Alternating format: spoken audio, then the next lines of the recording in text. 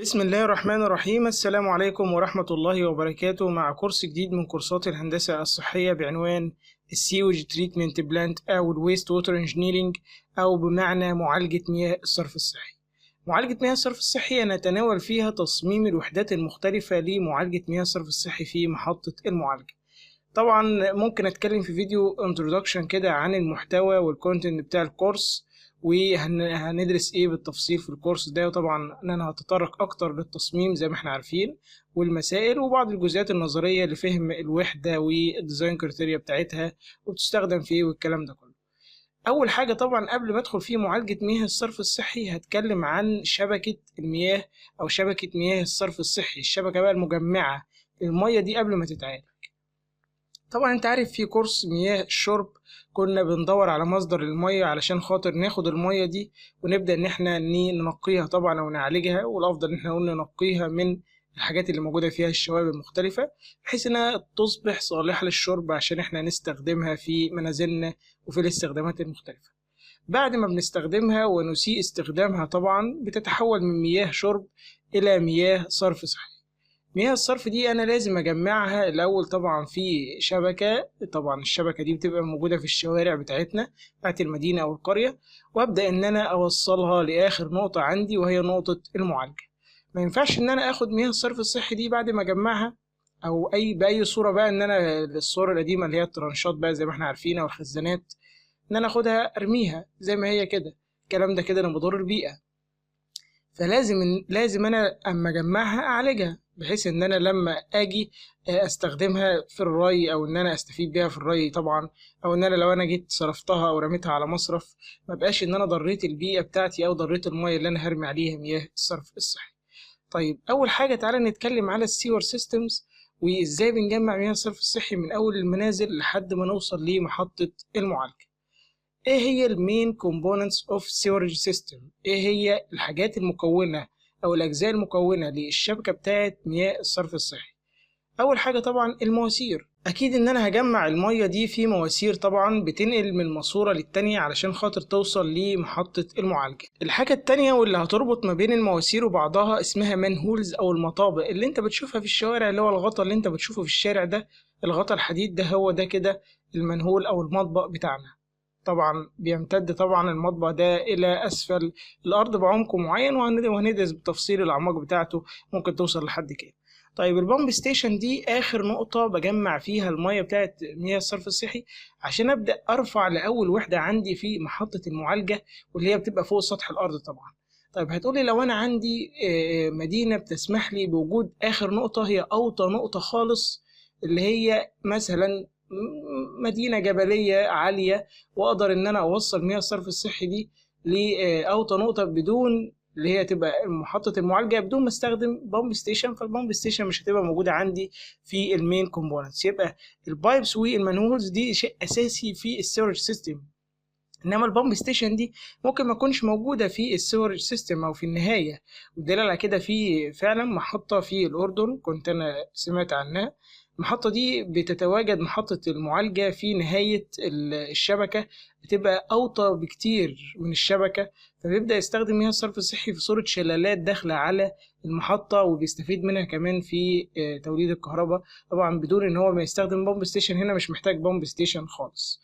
طيب دي صورة كده بتعبر عن السيورج سيستم.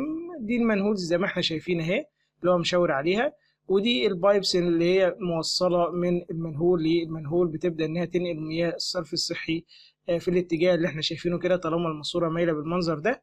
طبعا دي شوية تعريفات لازم نبقى عارفينها. الانفرت ليفل اللي هو المنسوب بتاع قاع الماسورة، والمنسوب بتاع أعلى الماسورة هنا كده بنسميه كراون ليفل.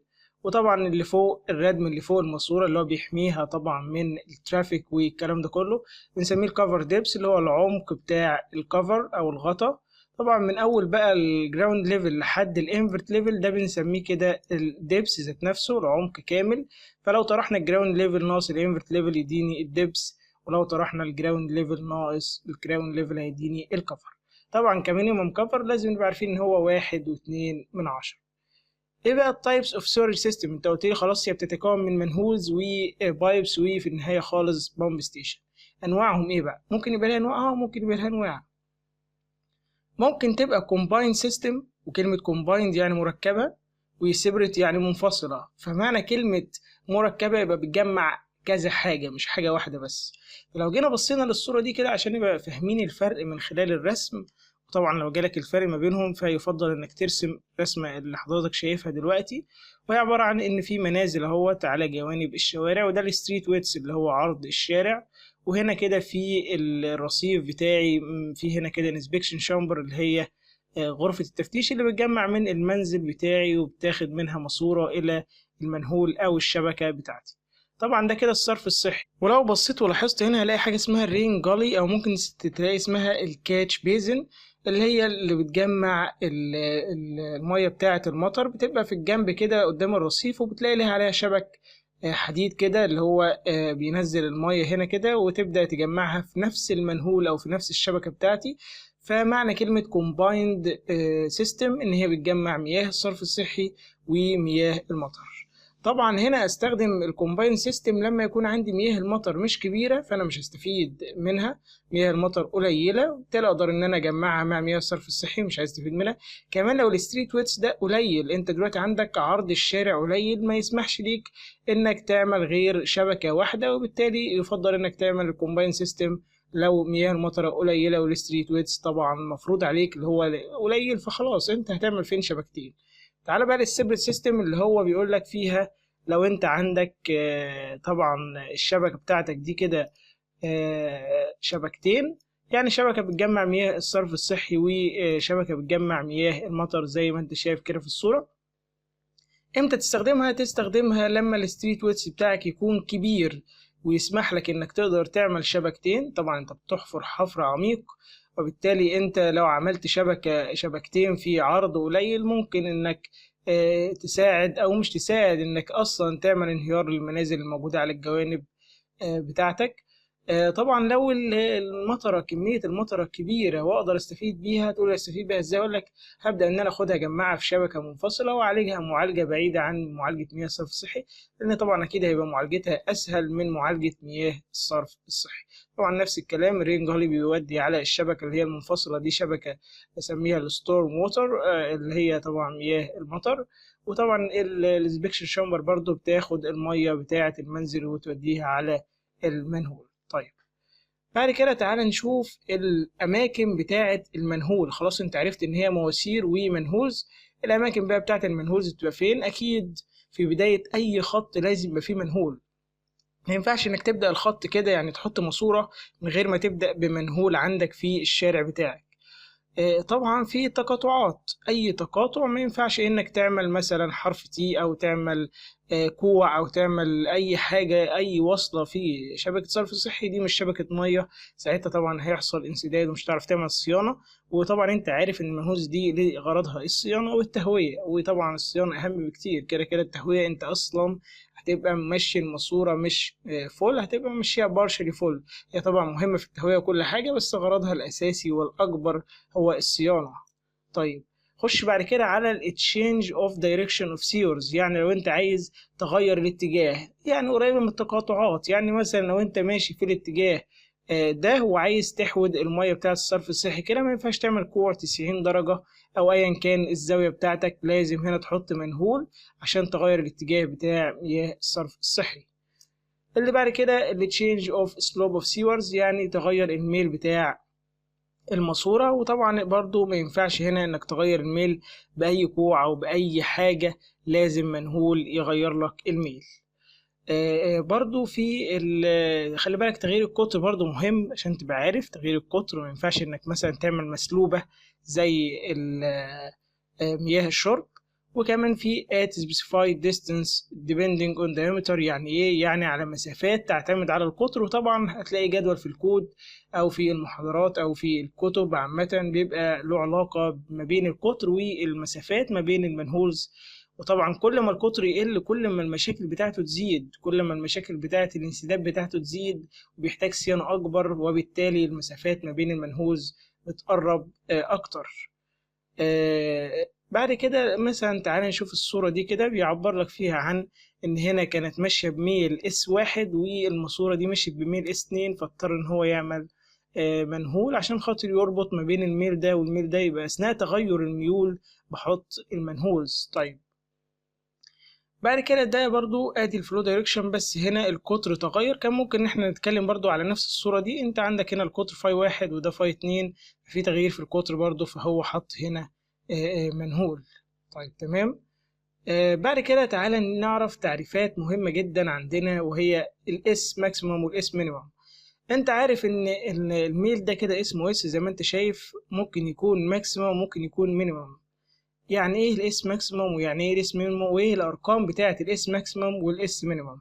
هقول لك اول حاجه مفيش حاجه اسمها اس ماكسيموم ومفيش حاجه اسمها اس مينيموم. ممكن تلاقي الاس مينيموم دي موجوده في الكود المصري، يعني لها علاقه بالقطر برضو، بس انا بكلمك دلوقتي على تعريف معين في دماغي عايز افهمه لك. الاس ماكسيموم له علاقه بالسرعه الماكسيموم. يعني ايه؟ يعني انا هميل الماسوره، مفيش رقم ثابت ان انا اميل الماسوره بيه، بس هميلها لحد ما السرعه توصل لاقصى سرعه. ايه هي اقصى سرعه عندي؟ هي 1.5 متر بير سكند. 1.5 متر بير سكند دي طبعا اللي بينص عليها الكود المصري او الشغل اللي موجود في مصر يعني عموما. ممكن انك تلاقي في دول اجنبيه او في دول الخليج اكبر من كده، بس احنا هنا بناخد فاكتور اوف سيفتي. و طبعا لان الشبكه عندنا في مصر كلها، مش معظمها حتى، مش هقول لك معظمها ولا كلها، كومباين سيستم، فبالتالي مياه المطر بتاخد الرمل وتنزل جوه الماسورة، فسرعة طبعا الرمل ده ممكن يعمل لي نحر، فاحنا بنقلل السرعة طبعا عشان خاطر نحافظ على المواسير بتاعتنا. الاس مينيمم له علاقة بالسرعة المينيمم برضه، فأنا مش عايز أقلل الميل برقم معين، أنا عايز أقلله لحد ما هيوصل السرعة بتاعتي ما تقلش عن 6/10. يعني أنا هقلل الميل على لحد ما أوصل لحد آخر حاجة عندي اللي هو 6/10 متر بير سكند، ودي بنسميها سرعة التنظيف الذاتية. وطبعا برضه لها علاقة ب لو انت بقى دخلت الكود هتلاقي هيبقى رابط لك ما بين القطر والميل المينيمم عشان خاطر يحافظ على سرعة التنظيف الذاتية. طيب لو جيت بقى بصيت كده على العلاقة ما بين الميل بتاع الأرض والميل بتاع الماسورة، وهقول لك ليه دلوقتي، وهستخدمه أكتر في البروفايلز و ان انا احافظ او اوفر في كميات الحفر بتاعه الشبكه بتاعتي. فاول حاجه لو انت لقيت ان الاس جراوند الميل بتاع الارض مناسب، خد الاس دي بتاعه الماسوره. لو انت هتحط ماسوره هنا خده بيساوي الاس بتاعه الجراوند، بحيث انك توفر في كميات الحفر. لو انت خدت الميل ده هو الميل ده، فانت وفرت هنا في كميات الحفر. طيب ايه رايك لو لقيت الارض دي منبسطه؟ لو لقيت الارض الميل بتاعها بيقترب من الزيرو، ممكن تلاقي زيرو، يعني الارض هنا منبسطه، فهتعمل ايه؟ هتاخد طبعا لازم الماسوره تبقى مايله، لازم الماسوره تبقى مايله عشان الميه تمشي باي جرافيتي، صح كده؟ فهميلها الميل الاكبر ولا الميل الاقل؟ اكيد لازم اميلها الميل الاقل عشان اوفر في كميات الايه؟ الحفر. طيب لو لقيت بقى ميل الارض كبير جدا، فاكيد هتزود الميل بتاع الماسورة عشان خاطر تقلل كميات الحفر، بس ما تزودش الميل مع ميل الارض، يعني ما تخليش الميل ده هو ميل الارض. لو لقيته ظبط فيه السرعة، وده يعني صعب شوية، تمام. ما لقيتوش يبقى انا هفضل اقلله لحد ما يبقى الاس ماكسيموم، يعني هقلله عن ميل الارض بحيث ان هو يبقى الاس ماكسيموم، وساعتها انا هشتغل على السرعة اللي هي في ماكسيموم اللي هي 1.5 متر بير سكند. طيب لو لقيت الأرض طالعة غصب عني، الماسورة لازم تبقى مايلة في الاتجاه الجاذبية كده عشان المية تبقى ماشية كده، وبالتالي أنا هستخدم أقل ميل عشان أوفر برضه في كميات الحفر، هستخدم الإس مينيمم. خلي بالك الإس دي عبارة عن إيه؟ الإس دي عبارة عن الديفرنس between two levels، يعني الفرق ما بين المنسوب ده والمنسوب ده أيا كان الماسورة ماشية منين. أنا طبعا بطرح فرق المناسيب بتاعة الماسورة. لو انا بتكلم على الارض يبقى اطرح المناسيب بتاعه الارض، لما انا بتكلم على المواسير انا شغال على المواسير، فالفرق ما بين الديفرنس اوف ليفلز اللي هي بالمتر على الطول بتاع الماسوره بتاعتي اللي هو برضو بالمتر. فالاس هنا اسمها اس ريشيو، هتدخل في لما تشوف النوموجراف وهتفهم دلوقتي انا بتكلم في ايه. انا عايزك بس تبقى عارف الوحده، الاس دي عباره عن متر على المتر، فبنسميها ريشيو لان هي نسبه ملهاش وحده. مش هنكتب لك متر على المتر، ممكن تلاقيها مكتوبه بس ملهاش لازمه، هي بتبقى اسمها ريشيو، نسبه. انما انت ممكن تشتغل بوحدة تانية غير الريشيو دي، ان هي مش نسبة، لا ممكن تشتغل بيرسنت، فساعتها الريشيو لها علاقة بالبيرسنت، ان الاس بيرسنت عبارة عن الاس ريشيو في 100، ممكن تلاقيها برضو بوحدة بر 1000، فساعتها الاس هي بتاعت بالألف، يعني وحدة الألف دي عبارة عن الاس ريشيو في ألف. وهفهمك هتعمل ايه دلوقتي لو النوموجراف جالك بشكل أو بآخر من الوحدات دي، هتفهم أنا قصدي ايه بالظبط. طيب تعالى بقى للكلام اللي أنا لسه كنت متكلمه بس بصورة أوضح شوية. آدي الماسورة والقطر بتاعك، وأقول لك إن اللي فوق الماسورة هو ده الكفر أو الردم اللي فوق الماسورة، الغطا. والمسافة ما بين الجراوند ليفل والانفرت ليفل بتاع الماسورة ده كده العمق بتاع الحفر اللي هو الدبس. اللي فوق ده اسمه الجراوند ليفل، منسوب أعلى نقطة في الماسورة. وطبعا المينيمم كفر بتاعك 1.2 متر. طيب تعالى بقى نشوف هنصمم ازاي الفلو كالكوليشنز والديزاين بتاعنا في خطوات كده عشان نبقى فاهمين لما نخش المسائل هنستخدم ايه بالظبط، وايه هو التشارت، وايه هو النوموجراف، وهنصمم ازاي، وكل الكلام ده. طبعا قبل ما ابدا معاك في التصرف انا عايز اعرفك ان انا مش هدخل في تفاصيل الويت ويزر فلو والدراي ويزر فلو والكلام ده. الكلام ده كله سهل وتفاصيله، بس تفاصيله طبعا كبيره، بس طبعا هستعرضها، ممكن استعرضها في المشروع وفي البرامج. بس انت المفروض تبقى فاهم بس ان الفرق ما بينهم المطره. يعني انا بضيف المطره مع الويت ويزر فلو، مش بضيفها مع الدراي ويزر فلو. واتفقنا ان احنا بنصمم على الدراي ويزر فلو ونعمل تشيك على الويت ويزر فلو. طبعا ليه احنا بنعمل كده؟ الدراي ويزر فلو هيطلع لنا قطر اقتصادي عن اللي كان هيطلعه الويت ويزر فلو، كان هيطلع قطر كبير. كل الحكايه ان احنا نعمل تشيك بالويت ويزر فلو بس ان هو ما يزودش السرعه بتاعتي عن الماكسيمم. وهعمل تشيك على المينيمم بس بالمينيمم دراي لان هو طبعا الاقل. اول حاجه انت دايما لما كنت بتبقى بتحسب التصرف بتاع مياه الشرب كنت بتشوف الفرد الواحد بيستهلك قد ايه وتشوف عدد السكان قد ايه. فلو عرفت الفرد الواحد بيستهلك كام لتر بير كابيتا بير داي، طبعا يعني لتر بير داي، والفرق وعدد الافراد كام، عدد السكان كام، تقدر تضرب الاتنين في بعض جبت كيو افريج. نفس الكلام بالظبط في كيو افريج بتاعت السيوج، بس كل الحكايه انك هتشتغل على كيو افريج سيوج. يعني ايه؟ يعني لو انا قلت لك الفرد الواحد الافريج الووتر كونسومشن بتاعته بكذا، فهتاخد الافريج ووتر كونسومشن دي وتضربه في نسبة. النسبة دي بتبقى من 8/10 إلى 9/10 عشان خاطر تجيب الافريج سيوج. لو انا قلت لك على طول الافريج سيوج بكذا، يبقى هي دي القيمة اللي بيصرفها الشخص. طبعا بتفرق ليه؟ لان الشخص طبعا اكيد مش هيصرف 100% من اللي هيستخدمهم اكيد يعني طبعا. كيو ماكسيمم اللي احنا بقى هنصمم عليها، اكيد الافريج دي مش هنصمم عليها. والماكسيموم دي عبارة عن البيك فاكتور في الكيو افريج. يبقى هنضرب الكيو افريج دي في قيمة بنسميها البيك فاكتور اللي هو اللي هيوصلها لي للماكسيموم.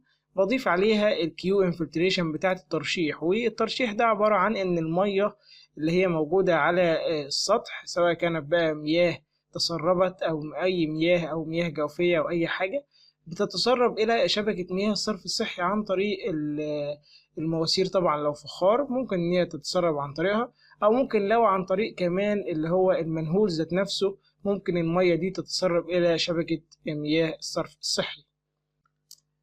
طيب بعد كده البيك فاكتور ده عبارة عن ايه؟ البيك فاكتور ده له قانونين طبعا، دي قوانين الكود. اتفقنا خلاص ان احنا هنشتغل بالقانون ده زي ما ثبت في المحاضرات. طبعا الكلام ده لطلاب هندسة بنها، لو اي حد من بره الكلية يسمع الفيديو ده بعدين مستقبلا في اي وقت، القوانين دي اللي بتستخدم وهتطرق ليها برضو في المشروع. احنا بس بنثبت القانون ده مع الناس دلوقتي، اللي هو 1+14/4 بي. وهنا ده لو العدد سكان أقل من 80,000، هنا لو أكبر من 80,000 مش هتفرق كتير. خلي بالك لو أنت حسبتها مش هتبقى الفرق كبير. البي هنا بتدخلها بير 1000، يعني لو مثلا قايل لك عدد سكان 80,000 مثلا، فهتدخل البي هنا ب80 مش ب80,000. طيب خش بعد كده على المينيموم اللي أنا هعمل بيها تشيك. أنا هصمم على الماكسيموم وهعمل تشيك على السرعة المينيموم. فهقول كيو مينيمم بيساوي المينيمم فاكتور في كيو افريج زائد الكيو انفلتريشن، وده ثابت معايا خلاص. هو الدولي ماكسيمم هضيفه في الماكسيمم، والدولي مينيمم هضيفه في المينيمم. لو هو قيمة واحدة هضيفها هنا وهضيفها هنا، هي كده كده ثابتة وبتتسرب في أي وقت ملهاش علاقة بالماكسيمم والمينيمم، فهي ثابتة معايا وبتبقى موجودة دايما يعني. طيب المينيمم فاكتور ده عبارة عن ايه؟ عبارة عن 2/10 في البي أس 1/6، يعني البوبيوليشن هنا برضو بير 1000 وبدخل بيه بير 1000. طيب احنا هنا اتفقنا خلاص ان احنا هنجيب الكيو بتاعتنا ازاي. خلاص احنا عرفنا الكيو افريج لو انا مديك بوبوليشن وكيو افريج سيوج او كيو او الافريج كونسامشن على حسب الووتر كونسامشن. وقدرت ان انا اجيب الكيو ماكسيموم عن طريق البيك فاكتور. وطبعا الكيو ماكسيموم ده اكيد هتبقى في اوقات الصيف وفي الاوقات اللي هي بتاعت الذروه اللي هي الاستهلاك بيبقى فيها عالي، والكيو مينيموم في الوقت اللي هو برضو بالليل وقت الاستهلاك القليل اكيد الصرف برضو هيبقى قليل. ساعتها انا لازم اعمل تشيك ان الميه اللي ماشيه جوه الماسوره بتاعتي في وقت الماكسيموم ما تزيدش فيها السرعه عن 1.5، وفي وقت المينيموم ما تقلش عن 6/10، وطبعا بكون مصمم على الماكسيموم. طيب الماسوره بتاعتي اللي انا بستخدمها او اللي انا بمشي فيها مياه الصرف الصحي، انا لسه كنت بقول لك ان انا عايز اعمل تهويه، فهعمل عن طريق المنهولز اللي هي بتستخدم في الصيانه برضو.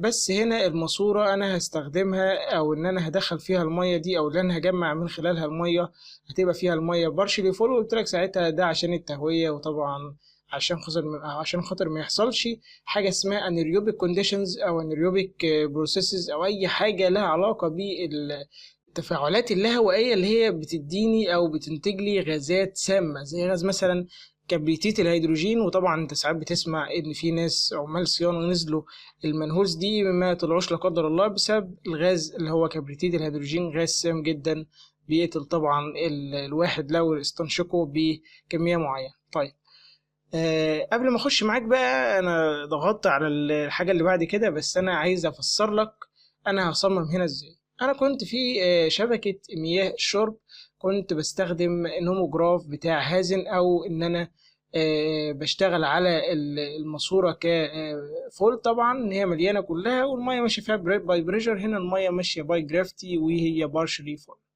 فانا هشتغل عليها هنا از اوبن تشانل، يعني هستخدمها كاوبن تشانل. واحنا عارفين ان الاوبن تشانل نتعامل معاه بقانون مانينج. فقانون مانينج بيقول ال V بيساوي 1 على N في R أسطورتين S أس نص. طبعا لو أنا هستخدم الكيو فهضرب القانون ده كده في الاريا. فطبعا ده كان التفسير لاستخدامي لقانون مانينج، بس لازم تبقى عارف ان قانون مانينج ده بينطبق عليه الفل. يعني ايه؟ يعني انا هستخدم هنا لما اقول الاريا او استخدم السرعة، فالسرعة دي الفل، يعني لو الماسورة مليانة. تعالى بس نشوف الرموز الاول، بعد كده اقول لك ان هي فل وهنعمل ايه في الحالة دي. اول حاجه الان ده المانينج كوفيشنت، وتبقى من 1/100 الى 18/1000، وغالبا بنستخدمه 13/1000، وبيبقى على حسب برضو الماسوره وقديمه ولا جديده والكلام ده كله، ما مالكش انك تدخل فيه تفاصيل. الاس ده السلوب بتاع الماسوره، الميل بتاع الماسوره، والار الهيدروليك ريديوس. الهيدروليك ريديوس ده عباره عن الاريا المبلله، الاريا اللي هي بتاعه الماسوره، وبس مش الاريا بتاعه الماسوره، الاريا بتاعه الجزء المبلل. والبي اللي هو الويتد بريمتر اللي هو المحيط بتاع الميه برضه او الجزء بتاع الماسوره المبلل. السرعه خلاص انت عرفت ان هي من 6/10 ل1.5. تعالى اعرض لك كده جزء بسيط في صوره عشان تبقى فاهم الاريا ان هي دي الاريا اهي، الاريا بتاعت الجزء ده كده، والويتد بارامتر اللي هو مشاور لك عليه اللي هو برضه الجزء المبلل من الماسوره. طبعا لو احنا هنشتغل بالجزء ده فاحنا مش هنعرف نجيب لا الاريا ولا الويتد بارامتر، فاحنا بنقول ان الار دي بنستخدمها على طول دي على 4، او اللي هو القطر يعني الفاي على 4. لو احنا هنستخدم القانون مش هنستخدم النوموجراف، وانت خلاص عارف ان مانينج له نوموجراف وهنستخدمه دلوقتي. طيب انا لسه قايل لك ان قانون مانينج ده بيستخدم في حاله الماسوره لو هي فول، وانت لسه بتقول لي ان الماسوره اصلا بارشلي فول.